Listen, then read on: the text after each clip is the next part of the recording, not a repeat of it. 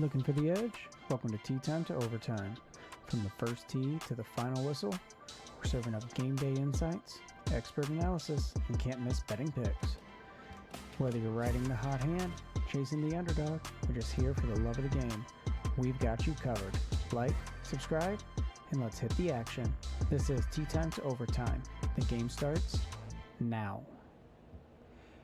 Merry Christmas, everybody, and a long time no see. We are back with episode 14 of Tea Time to Overtime, and I know you have missed me, but life caught up. A bunch of things have happened. Everything is all good right now, so we are back, excited for the new year, and just in time for the NFL playoffs. So with only 2 games left, how wild is the playoff picture right now? NFC side, especially after Thursday, we had a lot of, pretty much everything set, except the Tampa Bay Buccaneers and the Carolina Panthers to figure out who's going to win that division. But we also have a lot of division wins that we can talk about as well. But this week, we are, with what we got going through with the remainder of the games, we have the Broncos, who won, right? We're technically on Saturday, so 2 nights ago, Broncos win. So they have started the road to clinching the AFC West and the number 1 seed. So for the Broncos to clinch the West, they needed that win last night, and they need a Chargers loss this coming Sunday. For them to clinch the number 1 seed, they need the Chargers to lose, they need the Patriots to lose to the Jets, the Bills to lose to the Eagles, and the Jaguars to lose to the Colts. Now, I'm going to say this with pretty good certainty. We're probably going to have to go into the final week to see who gets the number 1 seed. I say that, but yet we had the Minnesota Vikings completely eliminate the Detroit Lions on Thursday. I am terribly sorry, Lions fans. We had all the hope in the world for you. We thought they were Super Bowl contenders. They are Super Bowl contenders. And they really are. Detroit, I'm not giving up on you next year. But thankfully I didn't put any money on them to win the NFC. But it's also very hard. Again, I don't care if you have an easy schedule or a hard schedule. It's hard to constantly compete at that level, especially within the division that the Detroit Lions are in. So I'm looking forward to seeing them next year. They have a great foundation with that team, and I really, really do think that they're going to do that one. So enough with my Detroit Lions rant. As we move on for our playoff and division clinching scenarios, Texans can clinch a playoff berth. A lot of things that can happen. They can win, or they can win the division by the Colts losing against the Jaguars, or let's go for the very, very long one. Chiefs win, Ravens win, Buccaneers win, Bills win, Rams win, 49ers win. Not exactly sure how a lot of this stuff gets factored into it, considering this is quite a few NFC teams, so I think I may have screwed these notes up here. But basically, Texans, all they got to do is beat the Chargers. They got to beat the Chargers. As a Patriots fan, I'm kind of cheering against that a little bit, just because I want New England to get the number 1 seed, and we'll get to a big reason why, not just because I'm a fan, but we'll get to a big reason why there when we get into our betting strategies for the upcoming Super Bowl and futures and everything else like that one. As we move on, Jaguars, they're still alive for the AFC South title. They need to win, and they need a Texans loss against the Chargers. Patriots, chasing the AFC, they need a win with a Bills loss against the Eagles for them to clinch the AFC East this week. Steelers, NFC North,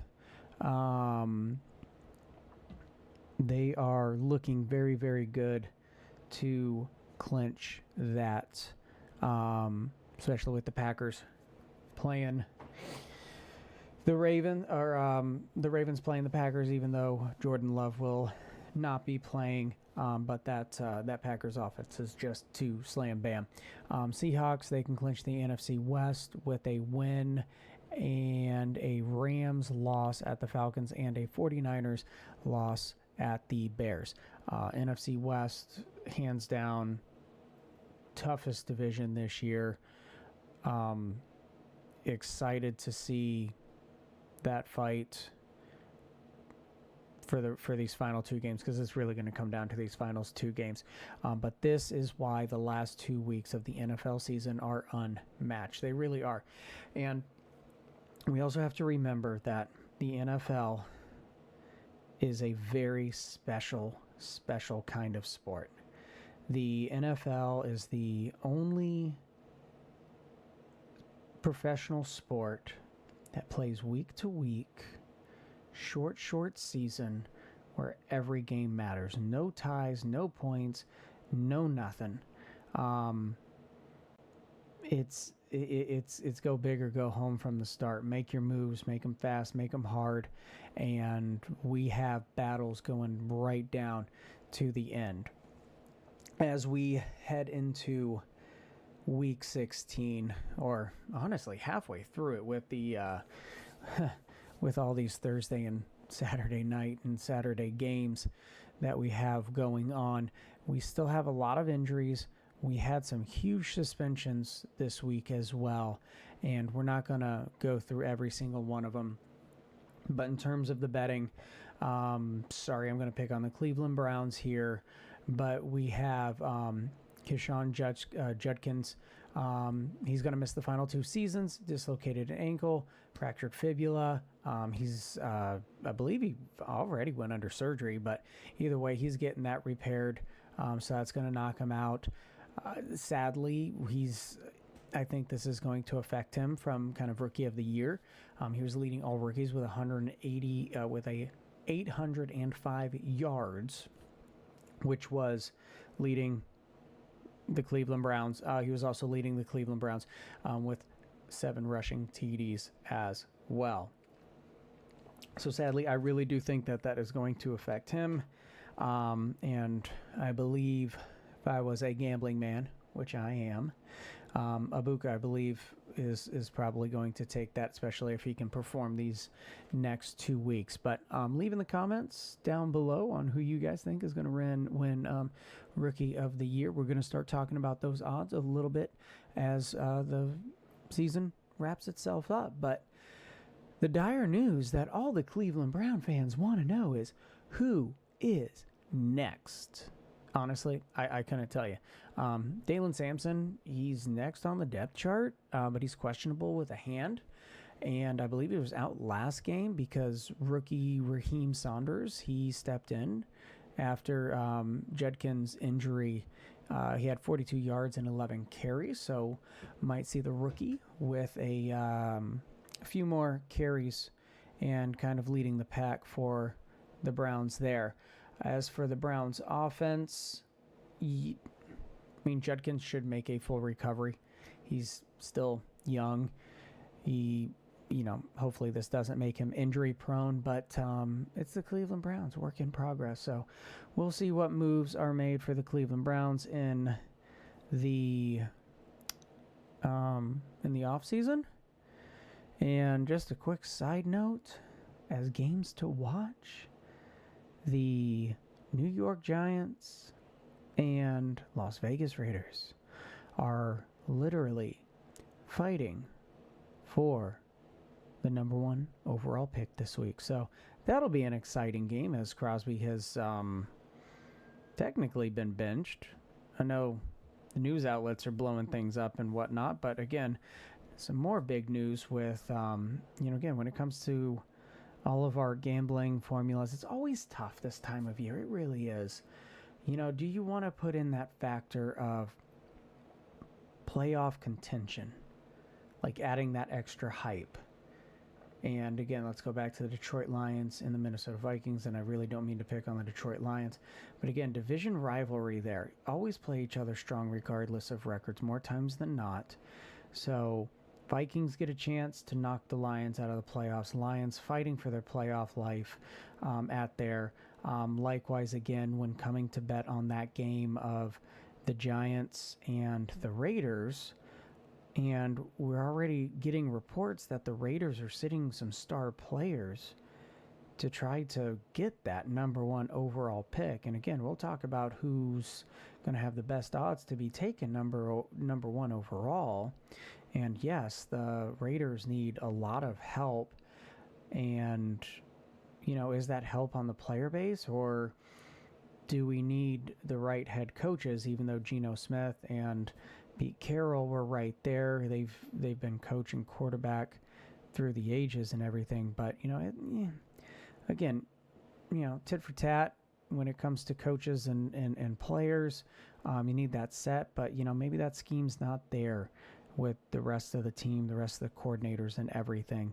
So we'll see how that game kind of winds up. I don't really have the spread right in front of me, but that should be a exciting game nonetheless. Talking about some superstars that are out.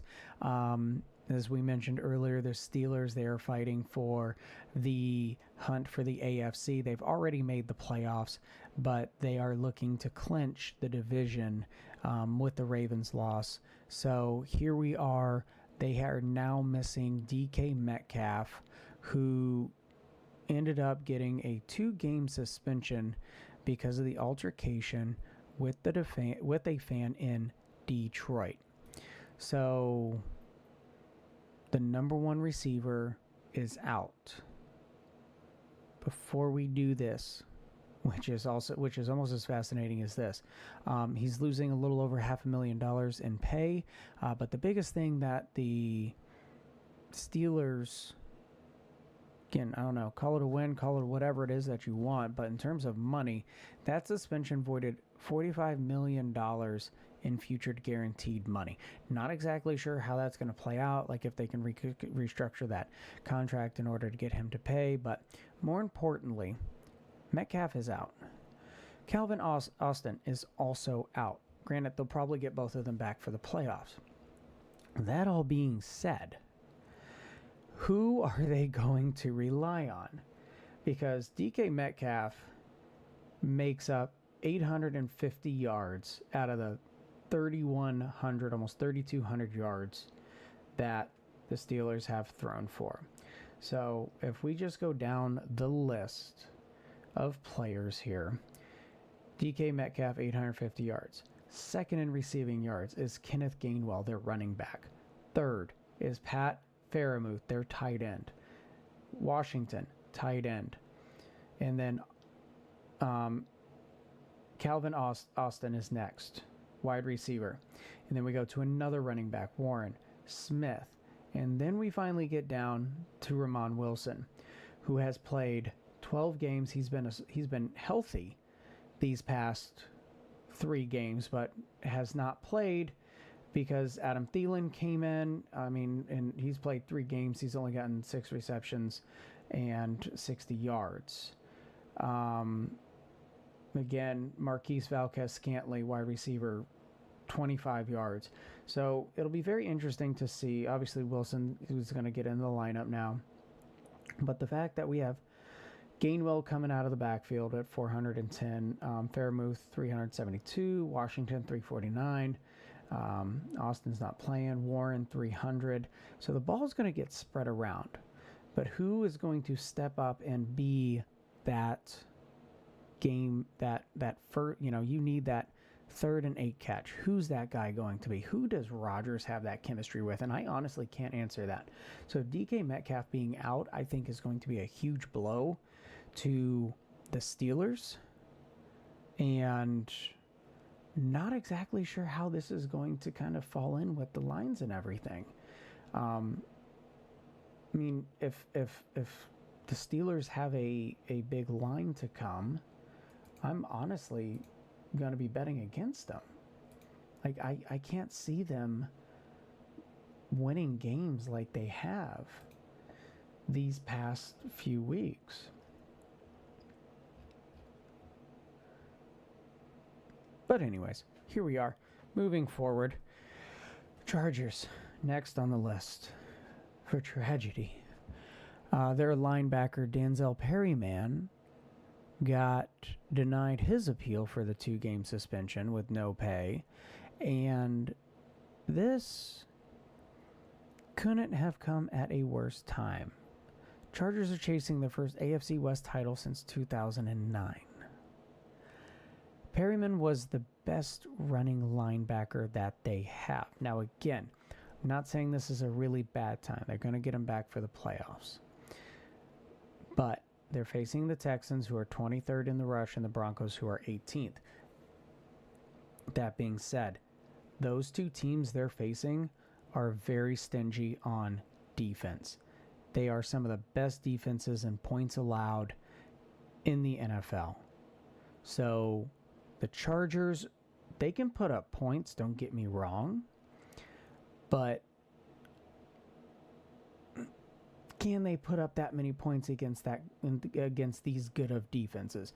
And these are honestly two teams that they could easily see in the playoffs. So that first round bye is going to be huge for them, moving forward to anybody that they beat. Man, wow, I'm showing my age right there. Wow, because the number 1 seed's the only one that gets a first round bye nowadays, not the first and the second. So anyways, getting into the seeding, something I learned while doing all of this. The NFL has only started seeding since 1975, which I found absolutely fascinating. And I find that fascinating. And the reason I'm talking about, as being a Patriots fan, getting that number 1 seed is very important, because the number 1 seed has won the Super Bowl since 1975, since they started doing the seeding process, 53% of the time. I would have lost a lot of money, because I would have never thought the number 1 seed wins that. And when I say number 1 seed, I'm talking about NFC or AFC. One of those two number 1 seeds wins. And the NFC has had, I believe, 15 or 16 teams that have number 1 seeds that have won the Super Bowl, and then the AFC is either 9 or 10. Again, I didn't really specifically put those in my notes here, but when I was doing my research, that's what I'm recalling from that. So very, very fascinating stat. And again, going into the gambling strategy, moving forward, going into the playoffs, and if we wanted to get some good bets now, putting a little money on the number 1 seed. I mean, at plus 425 for the Rams, 575 for the Seahawks, Broncos plus 900. I mean, you're getting great odds on putting money down on any of those teams. And even the Patriots, that are over plus 900, because they're not even in the top 5, so they're plus 1,000, 950 at least. So to do that. So again, fascinating times there. And then when you get down to after this 53%, the number 2 seed has won the Super Bowl 20% of the time. The number 4 seed, 14% of the time. Not sure where the number 3 why the number 3 drops down to 5% or lower as you do the 3, 5, 6, and 7 seed. Even, 7 seed's brand new. Past 5 years, they've never won a Super Bowl, but still. Kind of interesting when you look at at the numbers, because I know a lot of those tips that you'll hear out there is definitely find the team that's running hot. Find that team that's been winning 3, 4, 5 games going into the playoffs, and maybe not sitting their starter. Again, we have all these like weird things, but again, we're here, we talk about the odds. So the number 1 seed winning the Super Bowl 53% of the time, that's a great bet. And again, remember, this is a future, so let's not bank any more than 3% of our total bankroll on each individual bet. But again, at plus 425, 575, 900 as 3 potential Super Bowl winners that are potential of being the number 1 seed. great bets out there. Sprinkle that cash around, and you will come out big if that number 1 seed hits. So as we move into the futures of the Super Bowl, I just read off Rams, Seahawks. Bills are actually third best to win it right now at 850, and then the Eagles at plus 900. Again, as a Patriots fan, I feel a little insulted that the Patriots aren't higher than the Bills, or at least tied with the Broncos and Eagles at plus 900, because again, Patriots are there. Will they win the Super Bowl? Probably not. Will they get there? They have a great shot. I think they have a better shot than the Bills. I think there's a better shot of the Broncos and the Patriots playing than the Bills and the Broncos. But anyways, it's, again, interesting. But, get those odds out there. I mean, the Patriots were plus 500 at the beginning of the season to win the division, and here they are on top. Again, finding those great odds, making those predictions. I didn't predict the Patriots to win. I thought they were going to have a fighting chance with McDaniels coming in and, with Drake May.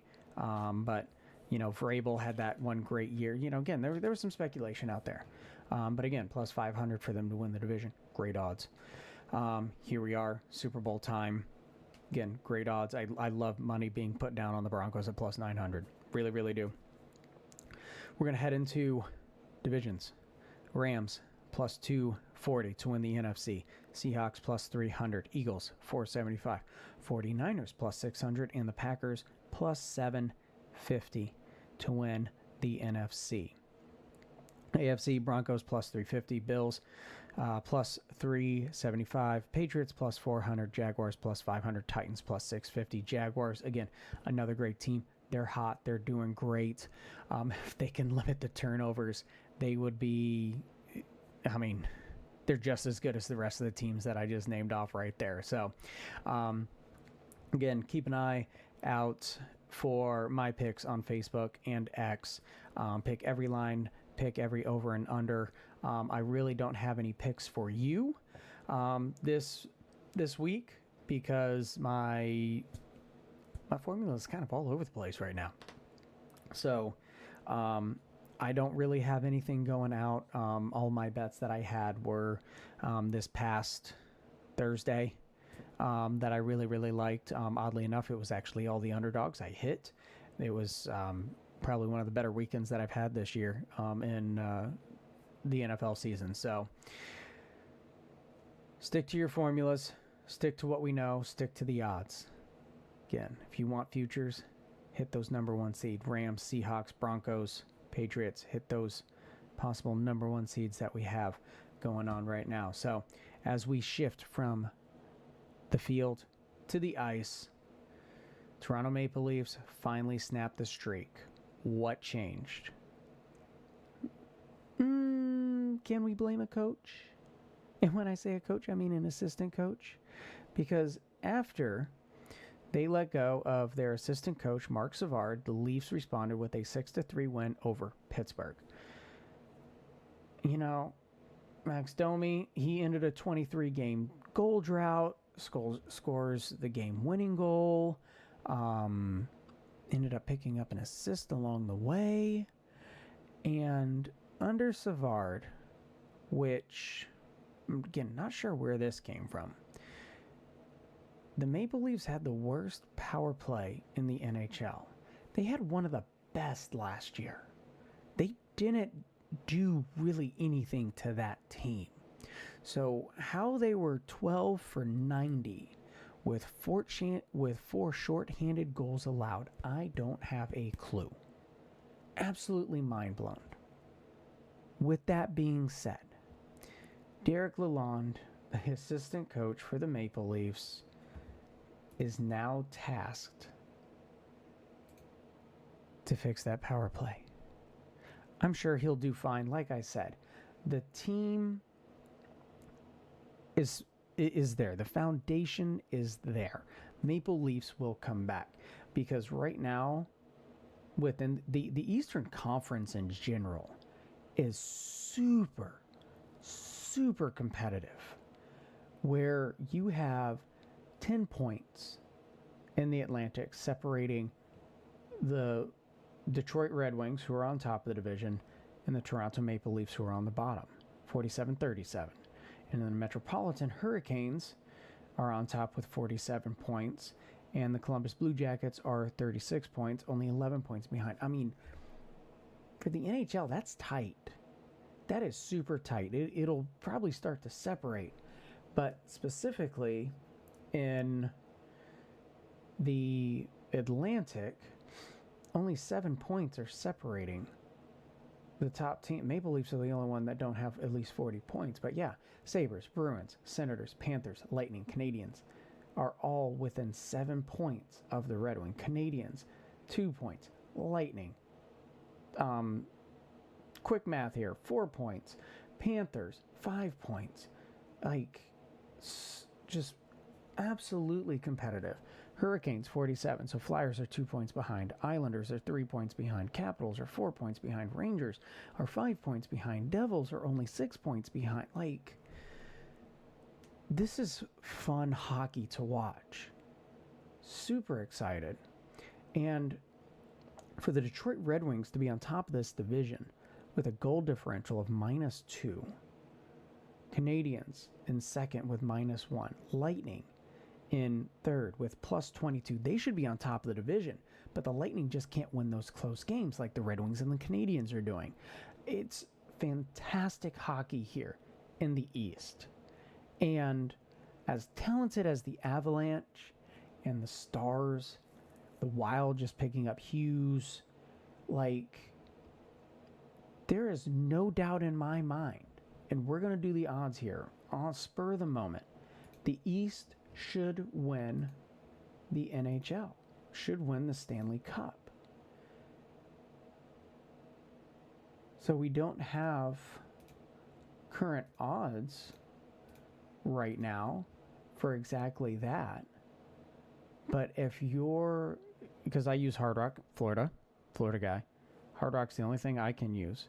So if you have that future pick of whether or not the East or the West is going to take the Stanley Cup, I don't care what the odds are. Put money on the East. Every team in there is solid. Every team in there has a chance to win that Stanley Cup. Not taking anything away from the West, I promise. I really promise, because there are some great clubs there. But the pure talent and competition right now that the East has created is beautiful. Absolutely beautiful. One of those things of like, oh, if we want to make it truly competitive, every team should be 500 at the end of the season. Don't disagree with that statement. I do, but I don't. They're not wrong. As we come up, or as we come out of this holiday break for the NHL, we have the Olympics coming up. Be here before we know it. Coming up in about 6 weeks, February 6th to the 24th will be the Olympic break. So we have 13 games this Saturday. And honestly, Saturday, nothing against college football, but Saturday has officially become the NHL day. 13 games. There's always 11 to 13 games on. You'll start seeing my picks pop up.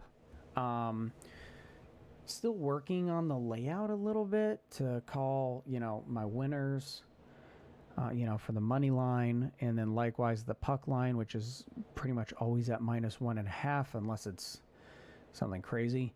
Over under, and that can range anywhere between 4.5 to 5.5. So still trying to kind of tweak that for you guys. I don't really like how it looks when I post it, but we'll be starting to make some picks here on Saturday. So look for those again, Facebook and X. You'll see my picks. We have 13 games this Saturday. The NHL players will get their final calls to their native team for the Olympics. The roster picks are due December 31st, so we will get that. We'll get that roster announcement either on New Year's Eve, but I'm assuming we'll pretty much be getting everybody's a few days after New Year's. So, Olympic opener, February 11th. Slovakia versus Finland. Finland most likely won't take it. So, good. That's just with those on that one. But when those rosters do come down, we will start taking it class by class.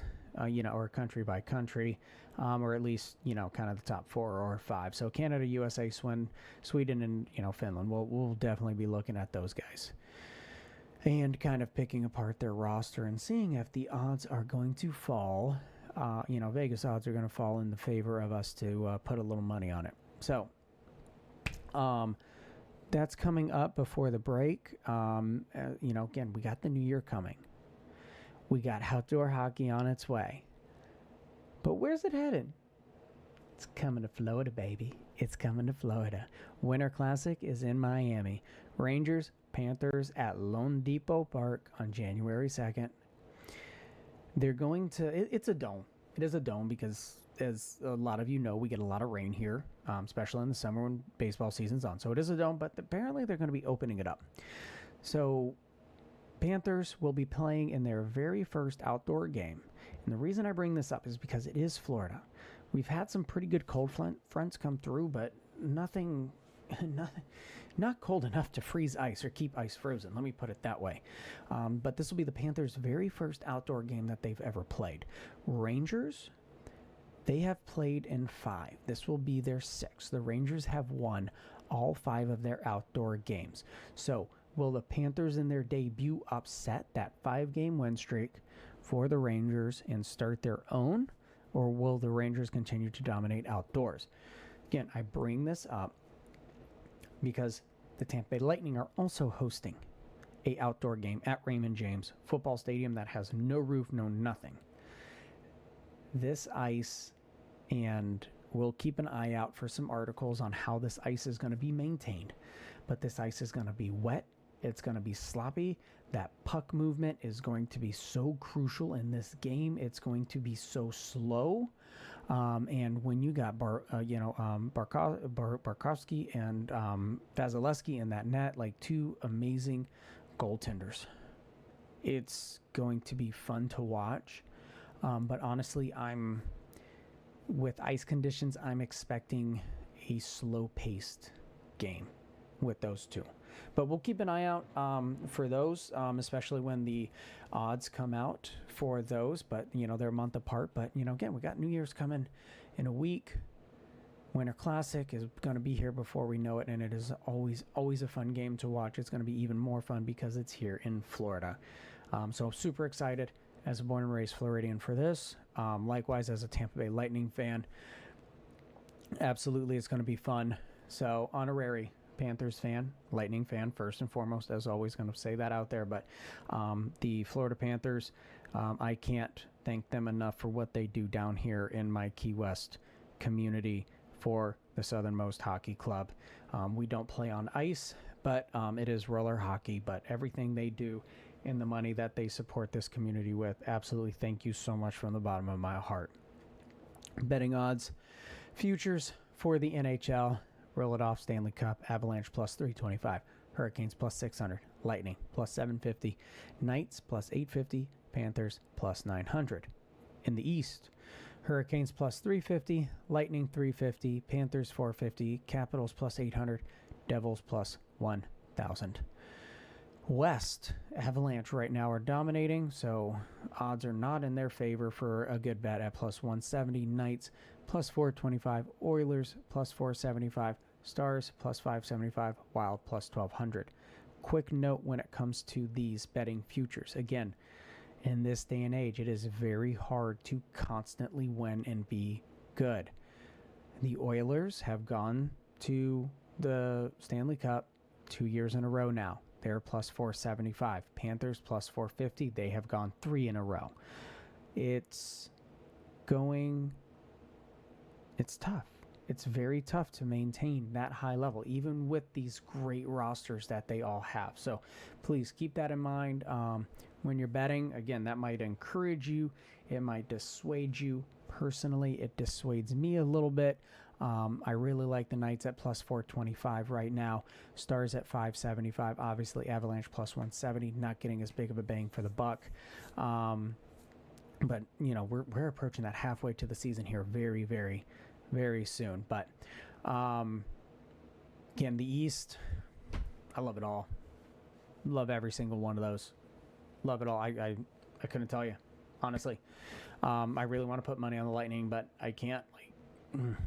Don't know. East is playing so tough right now.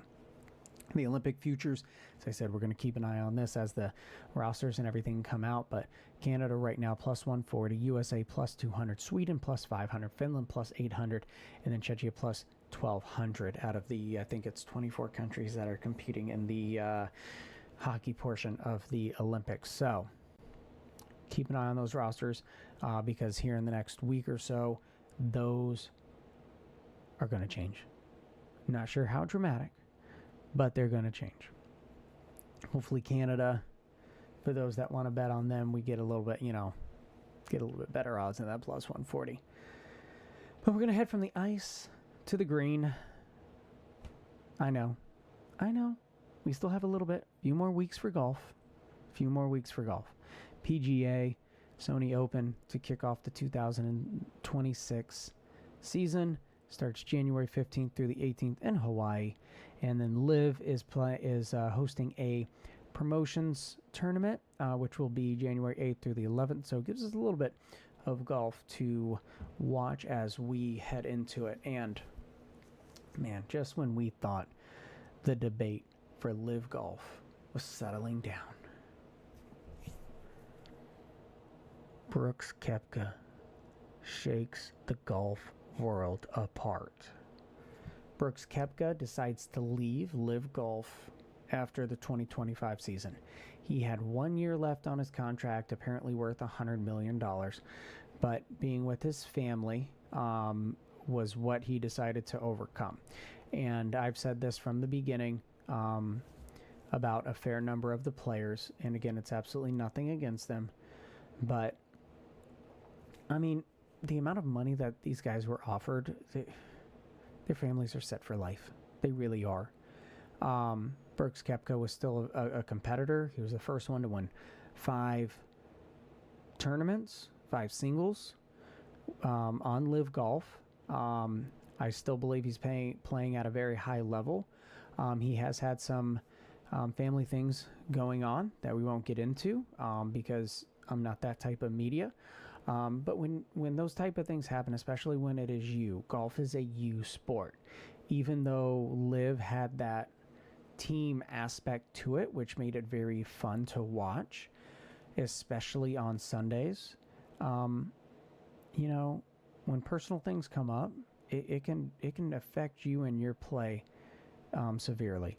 And golf is a singles type game, and it's you. It's only you. So when you're not performing, then you're not performing. You don't have a team that can really pick you up and go forward with it. But we're going to get into some statements and possibly a few other things. But Taylor Gooch will be the new captain of Smash GC.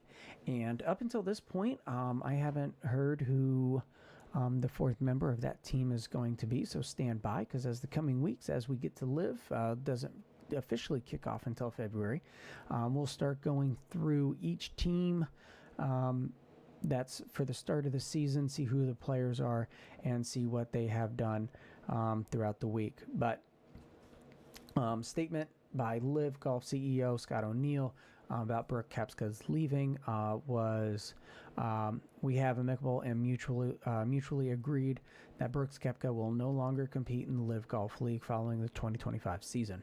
Brooks is prioritizing the needs of his family and staying closer to home. Keep in mind, LIV Golf is all over the world. 13 events stretched from Saudi Arabia all the way back here to America.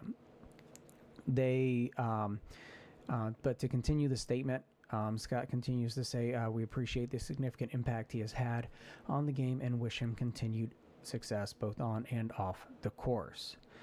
Sources told ESPN that Koepka informed the PGA Tour of his plan to leave LIV Golf before announcing his departure to the world. PGA came out with this statement: Brooks Koepka is a highly accomplished professional, and we wish him and his family continued success. The PGA Tour continues to offer the best professional golfers the most competitive, challenging, and lucrative environment in which to pursue greatness. If Koepka reapplies to be a PGA Tour member, The tour will start the reinstatement and disciplinary process, which will include thoughtful input from the board, including player directors. So, practically unsure of what's going to happen. Likewise, keep in mind, PGA is also going through a transition to a new CEO.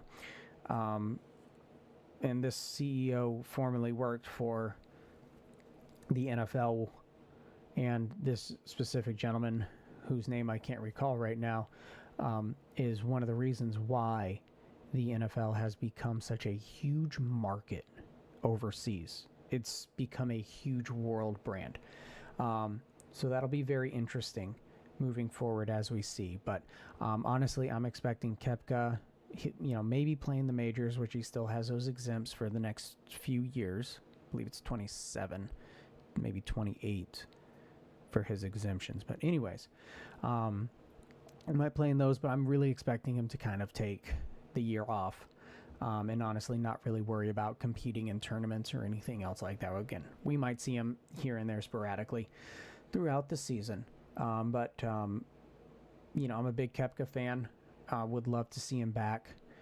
But again, understand you need the time with your family. You need to be able to be there for them when they need you the most. So, Brooks, hope to see you back. If you're listening to this, go Knowles, baby. Go Knowles. Love you. You've done an amazing job with golf, with the brand of being a player and spreading golf throughout the world. So again, thank you so much for that, and hope to see you back on tour soon. I'm not done with the Live Golf conversation yet either. Is Live Golf pushing hard for world ranking points? We just heard from Scott O'Neill. He is the new CEO of Live Golf. He took over Greg Norman. Greg Norman originally filed for Live Golf to be a part of the official world golf ranking system back in 2023. Scott O'Neill has put in another application. Now, Trevor Immelman is the current chair of the governing board for official world golf rankings. So he's a part of that board. He doesn't have a vote. Most chair boards, again, I'm going to get into my level, what I do for a living, which is sit on a fair number of boards. Most boards, the chair does not get a vote. So he is there to help and guide them. And Trevor Immelman said that he is in constant contact with Scott O'Neill as his role of chairman of the World Golf Rankings, as the board tries to work through issues that include how the Saudi-funded circuit populates its 54-man league. And I'll get to all of that in a bit, because I'm going to go through a statement that Immelman made, and we're going to pause and we're going to kind of pick it apart a little bit here. I'm really hoping that Live Golf does get official world rankings, but we'll see. We'll see, because it would be a little difficult for them to continue what they're doing, and not even just by the teams and tournaments and other such things. But anyways, here we go. Immerman's statement. We've been all working hard together, trying to get answers, trying to figure out what they want to do.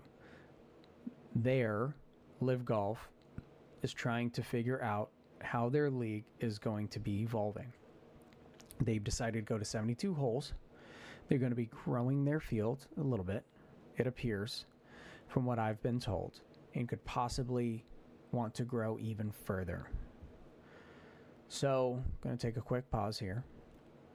Some of the things Live Golf is doing would be intentionally to become a part of the official world golf ranking status. And if they continue to grow the amount of players that they allow in, it's going to make it a little difficult for the shotgun starts. And again, this can all evolve, but that was a big thing, a fun thing, something that I personally like. You don't get this weird draw like in the PGA, of playing in the morning or the afternoon, and weather being a factor of it, of it's easier to play in the afternoon because the weather wasn't as bad in the morning or vice versa. So again, that would have to be one evolution that Live Golf would have to be. Continuing the statement, it's a very collaborative process right now between Scott and I and our board to figure it out. And quick pause to give you an idea who the governing board of the official World Golf Rankings are. Chairman, non-voting, Trevor Immerman. Augusta National Golf Club, Will Jones, the executive director. Participating eligible tours, Nick Dasty, general manager of tournaments and global tour relations. PGA Tour, or PGA European Tour Group, Guy Kennings, chief executive. PGA of America, Derek Sprague, CEO. PGA Tour, Jay Monahan, commissioner. The R&A, Mark Darbon, chief executive. USGA, Mike Wan, CEO. Again, the PGA of America, Derek, he's on his way out as the CEO, going through the transition to bringing in the new one. Statement continued. When you look at the official golf rankings and how it's made up of eligible tours around the world, it's about meritocracy. That's one of the beauties of our sport, is earning your way onto a tour, fighting to keep your job on that tour. Quick pause of the 24 eligible golf tours on the official World Golf Rankings. And I'm not going to go through them all because obviously, like PGA Tour of America, European, DP Tour, we know those. But some that you might not have heard of are like the Alps Tour Golf, Asian Development Tour, the Big Easy Tour, China Tour, PGA Tour of Taiwan, PGA Tour of Australasia, Pro Golf Tour, Sunshine Tour. So there are a few out there within the world that are a part of official World Golf Rankings that definitely don't have that level of competition that Live Golf has. So the faces and the names that Live Golf has is obviously very intriguing for the official World Golf Rankings, obviously, for that. So, and honestly, what they've done for golf in general, including the PGA, and getting better sponsorships, bigger sponsorship, raising purses and everything else like that, I think was very great for them. And without that, we would still have the same exact PGA Tour that we had a few years ago. Level of competition, John Rahm, Scotty Scheffler, Brooks Koepka, and Bryson DeChambeau, Rory McIlroy, all those guys going at it. Again, not here to play the if game for that one. But again, the raised purses that Scotty and Rory and those guys are winning, definitely because of Live. Back to the statement. And so it's really been along those lines of working with them on understanding their league from that standpoint. Meritocracy, promotion, and relegation is just really, at the end of the day, the self-selection aspect of how their league is made up of. Again, that closed shop league design that Live has.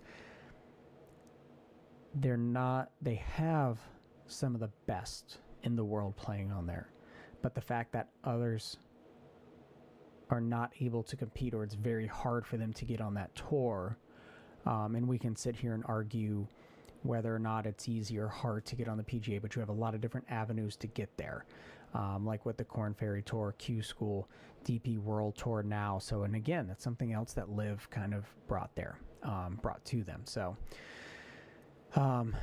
final bit of the statement, and this is kind of I feel like the true bread and butter of it all that brings everything together.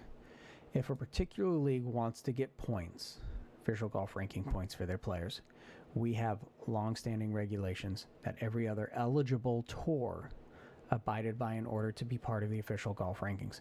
There is no technical, hitting the pause button there is no technical rules of what you need to do, how many holes you need to play, how people get in. There really isn't that. There's just this meritocracy that Immelman keeps talking about. So back to it. Meritocracy is a big aspect of that. How you get promoted and regulated on and off the tour. Really, that's been a large part of what I've been talking to Scott about. So again, that's 72 hole competition. That's the end of the statement, by the way. So breaking it all down about what meritocracy is within official golf rankings. 72 hole competition. Quality of player. I think that's going to be something that I think some of those board members are going to be kind of petty about. Again, how hard is it to get on LIV? Not many new LIV players have joined the tour with these big names on there. And we can argue whether or not Ian Poulter, Lee Westwood, Louis Oosthuizen's been playing good. But, again, some of those older guys, Phil Mickelson, whether or not they should be on that tour or not, whether they're just there for the face. And, especially Phil, he's been doing, quite a bit of behind the scenes stuff for LIV Golf and whatnot. And I'm sure this is part of it as well. But again, that quality of player, how do you get access to the tour? I think that's going to be an interesting point, and would love to be a fly on the wall during those board meetings when they're talking about that quality of player. Minimum events in the year. Again, I don't think that's really a big sticking point in that minimum field size. Now, there is a rule in the World Golf Rankings that it has to be at least 30 players in there. LIV Golf already does that. But again, I think that 54-man league has kind of thrown them off a little bit. No cuts, no nothing. Granted, we have tournaments in the PGA, same thing. But again, it'll be interesting to kind of really see how those debates and how this continues on. Again, I love watching LIV Golf. I'm a fan of it. It does make it a little bit more exciting with that 54-man lineup, with that team aspect week in and week out, cheering for your favorite team along with your favorite. So we'll see how things kind of move forward with LIV Golf. Excited. Really hope they are able to work it out without going to a plain Jane, for lack of a better term, a very sterile system that we all know, all of us golfers know and have watched our whole entire lives. But that is all I have for y'all. And before the outro hits, got some exciting news. Moving forward, this will actually probably be the last time you see this pretty face on camera. I'll probably be bouncing on and off of it a little bit here and there, but no, I'm what you'll be seeing here in the Magic box is going to be Madden 26, NHL 26, and PGA 2K25. I've got been building some content with the IRL stuff that's been going on. Still working out the editing side and getting a little quicker on it, but thought it'd be fun for you guys. Like, how cool would it be to kind of see a simulated game between the Texans and the Chargers here, instead of watching my boring face as you listen to me talk about the NFL, and likewise picking out a star game for the NHL for you guys to watch while I'm talking about that segment. And then, of course, watching the stupid video game numbers of 56s and all the, making every golf course look super easy on PGA 2K25. So we have that coming up here at the beginning of the year. So super excited to bring that to you guys. But that's a wrap on this round of Tee Time to Overtime. From the greens to the ice and every yard in between, we've covered the plays and the odds. Think you've spotted the next big upset or locked in a winning parlay? Let us know. Subscribe, rate, follow for your weekly dose of insights, predictions, and betting tips. And remember, play smart, bet responsibly, and enjoy the game. This is Tee Time to Overtime. See you next time.